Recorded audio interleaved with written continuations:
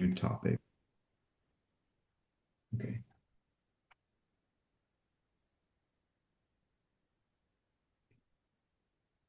Okay, so we're starting with linear models then. Perfect. Yes. So this is our fundamental linear model. You're already familiar with this. Yes. Okay. And you also remember that Y is the response, Yes. X is the data, basically the regressors. Each column is a regressor. Then beta is our Coefficient. regression coefficients, which we want to find. And epsilon is assumed to be some error. Yep. Okay. Perfect. So initially, this is all the information that we need. And then the question comes that X and Y are given, beta and epsilon are unknown. Question is, what is the good estimator of beta? Right. Right. So we'll learn some 5 or 6 different approaches to the same problem, and all of them will be different areas of machine learning, like The different one approaches to linear one. the one method I Like that. know Yeah. is the least squares, right? So we're Yes. yes. Yes. So we can start with least squares actually.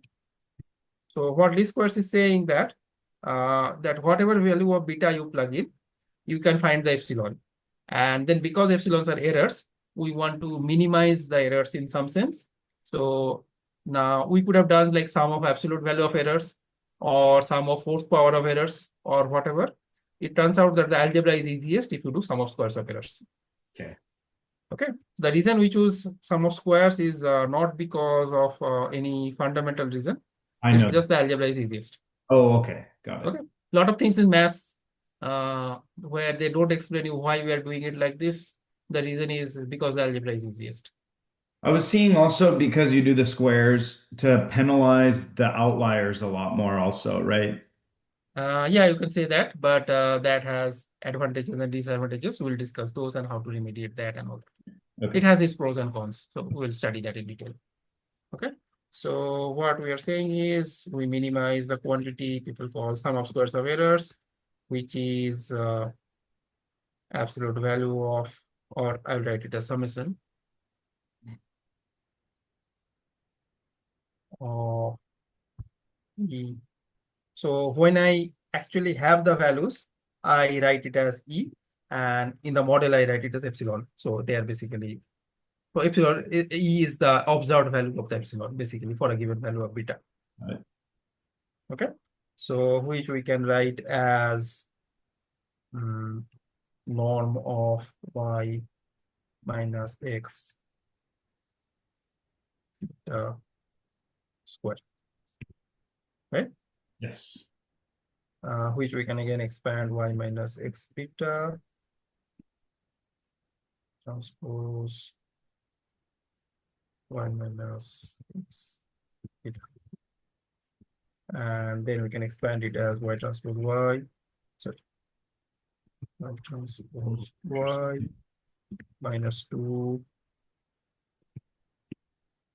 beta transpose X transpose. Sorry.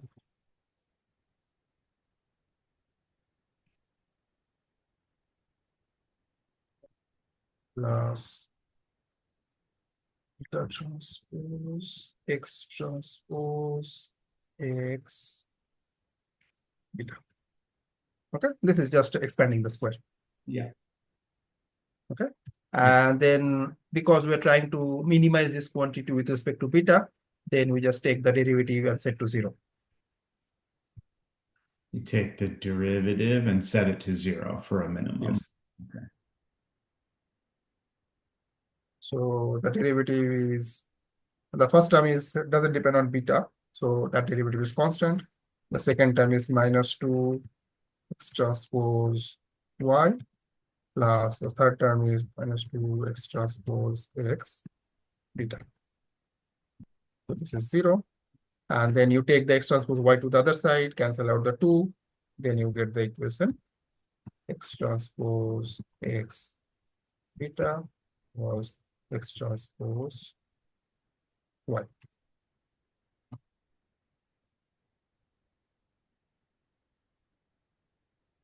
That's it. Okay. Okay. Okay. And then if you say that I want the expression for beta, you can write it as x transpose x whole inverse x transpose y. Make sense? Yes. Okay. Now, are you really comfortable with the algebra? For example, the derivative that we took.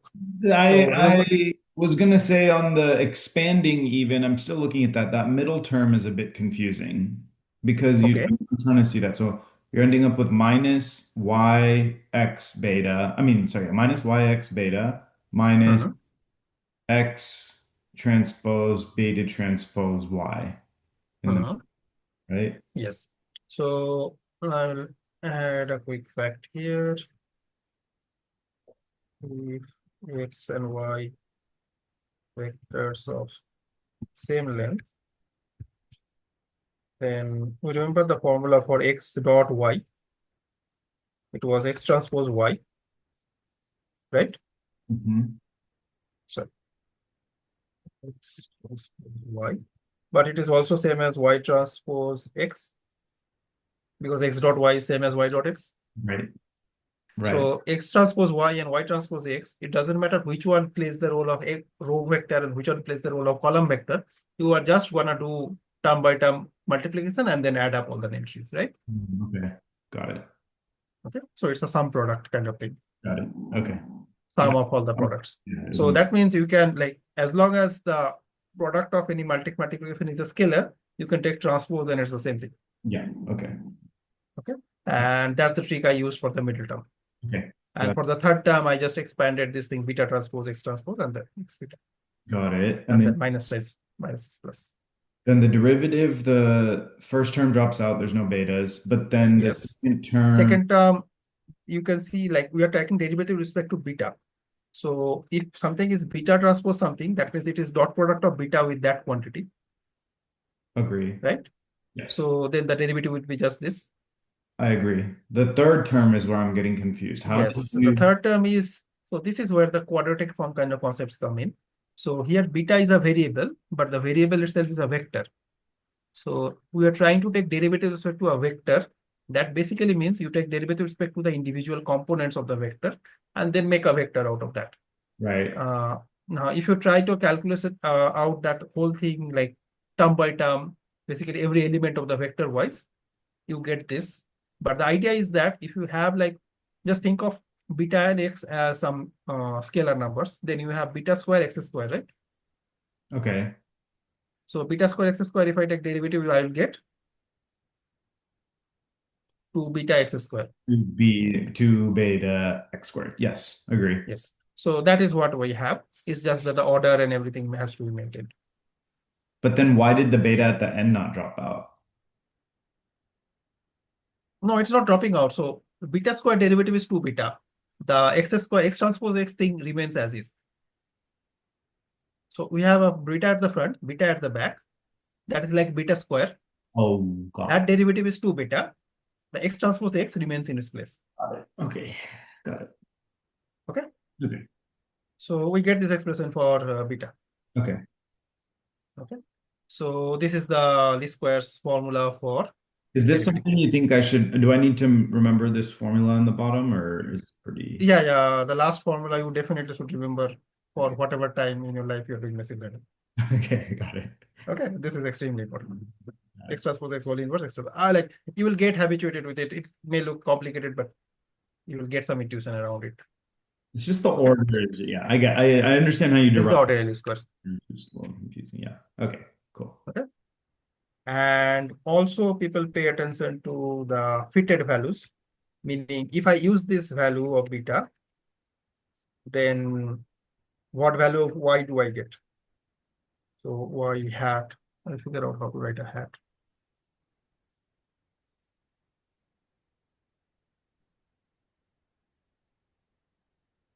It's is x beta hat, where beta hat is that thing. So it will be x transpose, sorry, x transpose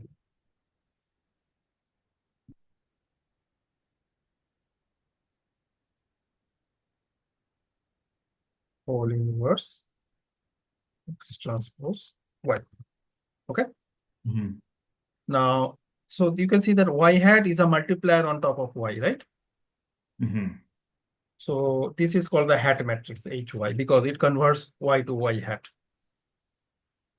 Can you explain fitted and why hat the hat again?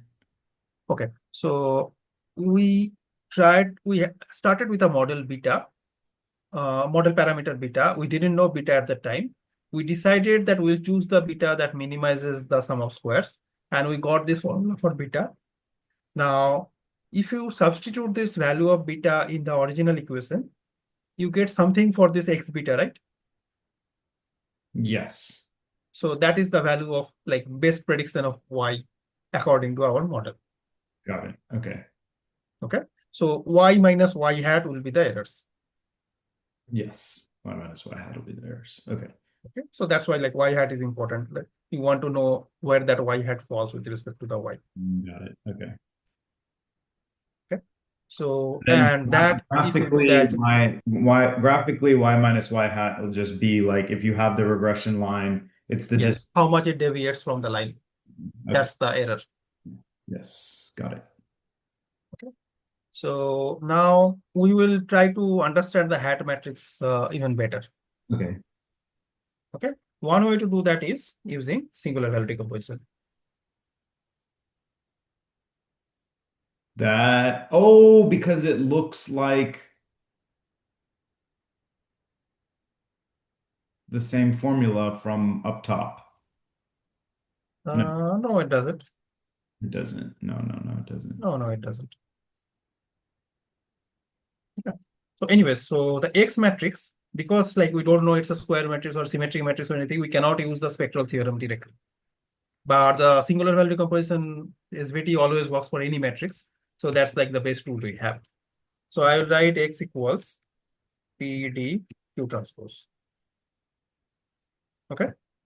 So then X transpose will be QD P transpose. Do you agree to this?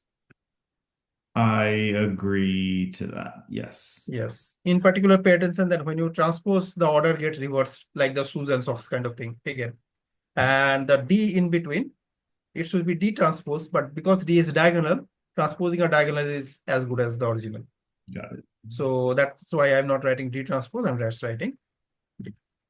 And then if we just multiply those things, some magic happens. So X transpose X, it will be Q D P transpose P D Q transpose, right? Okay. Now this P transpose P in between, this you can see, this is identity because P is orthogonal. Makes sense? Okay.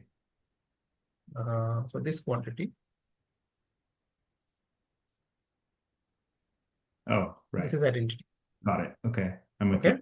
And then D and D got multiplied. So I will have Q D E square squared Q Q transpose. transpose. So Okay. already we got some simplification, right? Now in the formula, I'm supposed to take an inverse of this Okay. Q D square. Okay, so how do you take inverse? Let's see.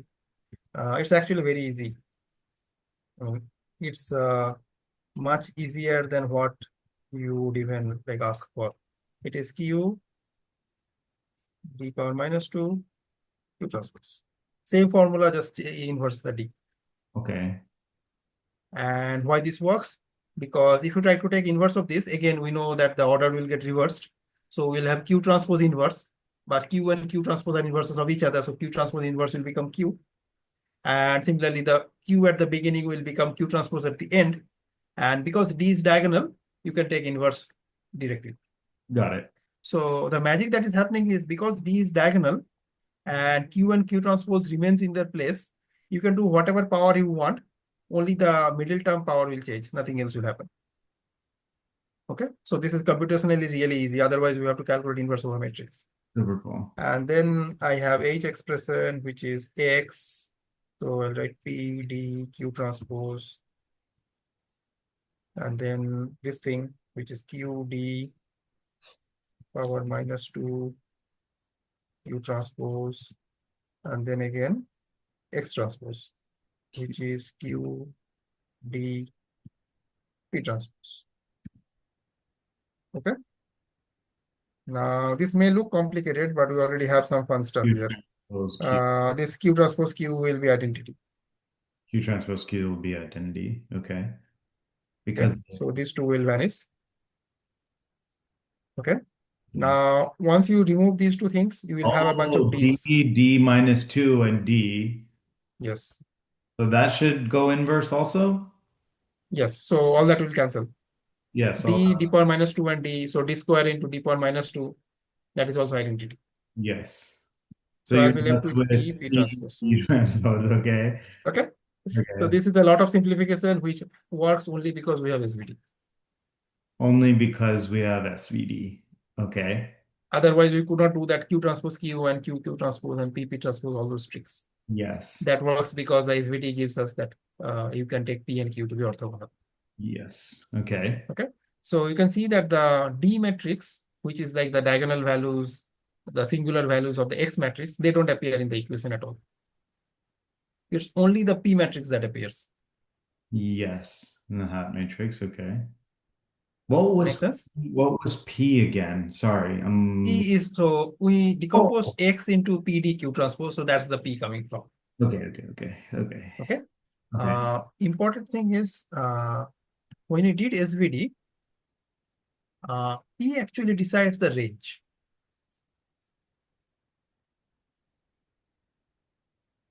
Uh, what do I mean by that? P decides the range. So when you have a linear model y equals x beta plus epsilon, uh, if you vary the beta, you basically can create a lot of different linear combinations, right? So you imagine like I have different features and then I'm putting some weights to those features.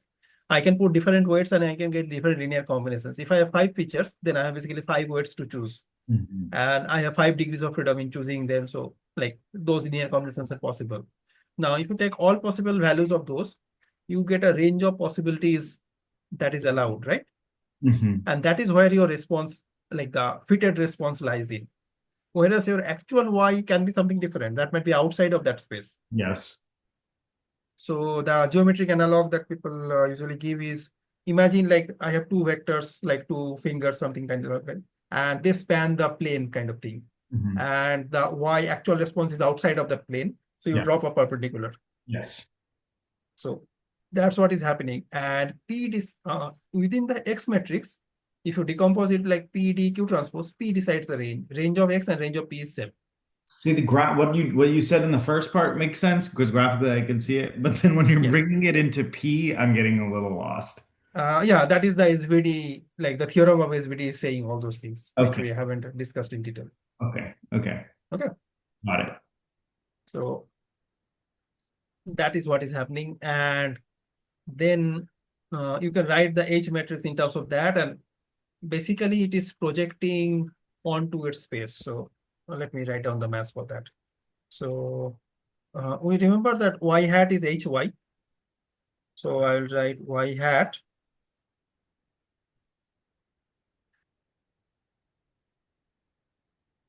is hy is p p transpose y, right? Okay. Fair. Okay. So then I can write it as, if I left multiply by with p transpose, then p transpose y hat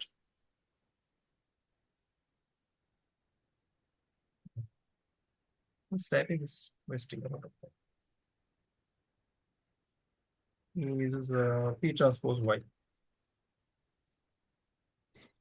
from the previous. I just left multiplied with p transpose, Okay. and Fine. then p transpose p cancelled in the first part, second part, Okay. and then I'm left with this. Yeah. So what this is saying is, if you transform into the range space of the features, like whatever the within the what the feature is allowing me to do, y and y hat should be doing the same. That means as this is the best I can do. Oh, cool. Oh, wow. Okay, Okay, cool.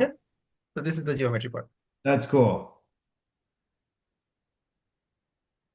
Very cool. Okay. I just saw that. I Okay. didn't even realize that. Okay. Yes. Yes. Yes. Yes. Okay. So that's basically it about least squares.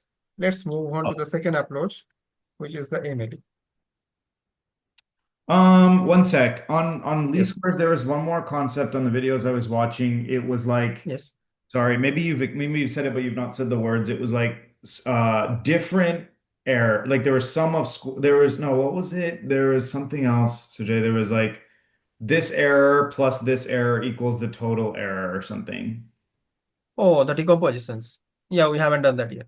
Okay. Do you know what I'm saying? Like there was some error Yeah, here. yeah, I know.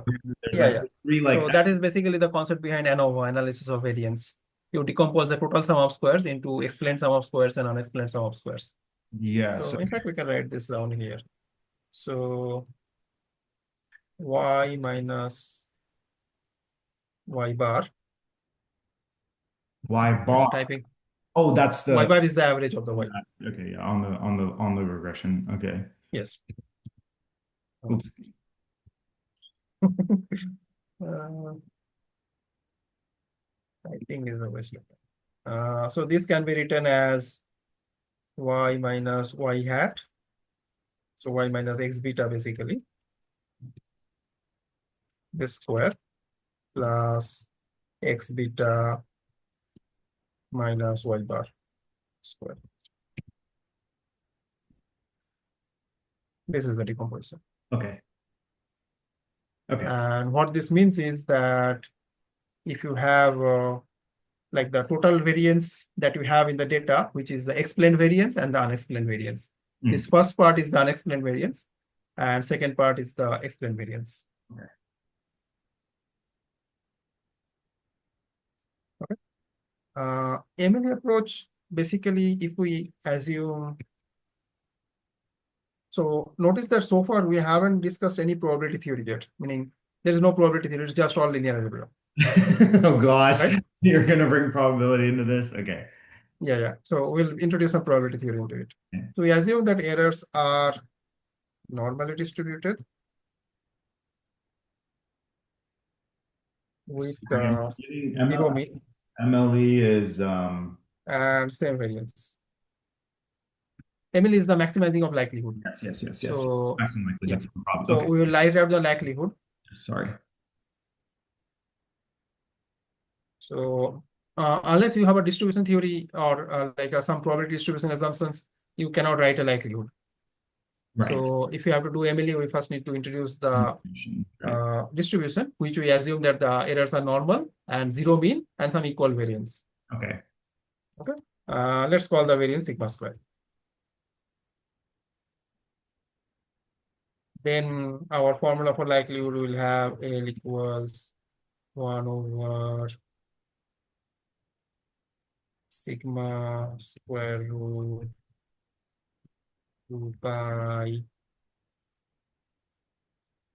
whole power n. So this is the first part of the normal distribution. Is my screen big enough to see? Yes, I This one. remember. Yes. Yes. Yeah, this was just Is the it better now? I'm yeah. just trying to zoom in. And then inside the term will be minus 1 over 2 Actually, sigma Sujay, can we square. do something? This Yeah. one, this since we're starting with the ML, can we end this meeting and can we jump to another one for the last one? That way it doesn't get cut off for MLE, just so I can have the record. Oh, because it will end soon anyway. It'll end soon. So can we just start on this one in the next video then? I'll close this. Sure. Yeah. I'll leave it. Sorry? I'll leave the meeting. Okay, yes, yes. Can you, yes.